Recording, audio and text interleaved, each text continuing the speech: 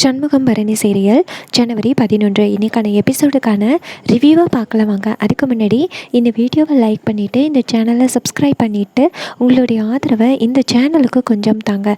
Episode எப்படி start ஆகுதுன்னா, நம்ம பாண்டியம்மா சவுந்தர பாண்டி எல்லாருமே சேர்ந்து எப்படி சண்முகத்தை கவுக்குறது அப்படின்னு திட்டம் போடுறாங்க. அப்போ நம்ம பாக்கியம் வந்து காஃபி கொண்டு வராங்க. அப்போ சவுந்தரபாண்டி சொல்கிறாரு, இவ எதுக்காக வந்திருக்கா தெரியுமா, நம்ம என்ன பேசுகிறோம் அப்படிங்கிறத அப்படியே சண்முகத்துக்கிட்ட சொல்கிறதுக்காக வந்திருக்கா அப்படின்னு. இதை கேட்டுட்டு அந்த பாண்டியம்மா சொல்கிறாங்க, ஏய் காப்பி தானே கொண்டு வந்திருக்கா, கொடுத்துட்டு போடி அப்படின்னு. நம்ம பாக்கியமும் காஃபியை கொடுத்துட்டு அந்த இடத்துலேருந்து வெளில போகிறாங்க. இன்னொரு பக்கம் நம்ம சண்முக வீட்டில் எல்லாருமே பெயிண்ட் அடிச்சுக்கிட்டு இருக்காங்க பொங்கலுக்காக.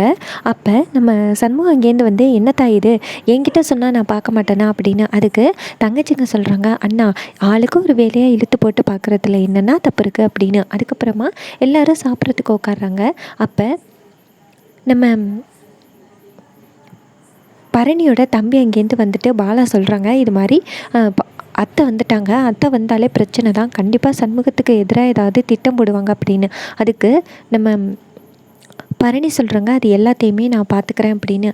அதுக்கப்புறமா பரணி சொல்கிறாங்க சண்முகத்துக்கிட்ட, இங்கே பாரு சண்முகம், தை மாதம் எப்படியாவது ரத்னாவோட லவ்வருக்கும் கல்யாணம் பண்ணி வைக்கணும் அப்படின்னு. அதுக்கு சண்முகம் சொல்கிறாரு, ஏன் கல்யாணம் தான் வந்து எதுவுமே சொல்லாமல் நடந்துருச்சு, அதே மாதிரி என் தங்கச்சி கல்யாணமும் நடக்காது, நான் 4 பேருக்கு சொல்லி தான் பண்ணுவேன் அப்படின்னு. அதுக்கு பரணி சொல்கிறாங்க, நீ 4 பேர்கிட்ட சொன்னியானா கண்டிப்பாக அந்த பாண்டி வந்து கல்யாணத்தை நிறுத்த தான் பார்ப்பான் அப்படின்னு. ஆனால் சண்முகம் சொல்கிறாரு, இல்லை நான் என் தங்கச்சிங்களுக்கு சொல்லி தான் செய்வேன் அப்படின்னு. இதை கேட்டுட்டு பரணி டென்ஷன் ஆகி அந்த இடத்துலேருந்து கிளம்பி போகிறாங்க சாப்பிடாம. அப்போ சண்முகம் சொல்கிறாரு, ஏன் சாப்பிடாம போகிற அப்படின்னு. அப்போ பரணி சொல்கிறாங்க, உங்ககிட்டலாம் உட்காந்து மனசை சாப்பிட முடியுமா அப்படின்னு சொல்லிட்டு. அதுக்கப்புறமா நம்ம பரணி வந்து நைட்டு தூங்கும் பொழுது சுத்தமாக தூங்கவே முடியலை சாப்பிடாததுனால. உடனே நம்ம பரணி எல்லோரும் தூங்கினத்தோட கிளம்பி கிச்சனுக்கு வந்துட்டு சாப்பிட்டுக்கிட்டு இருக்காங்க.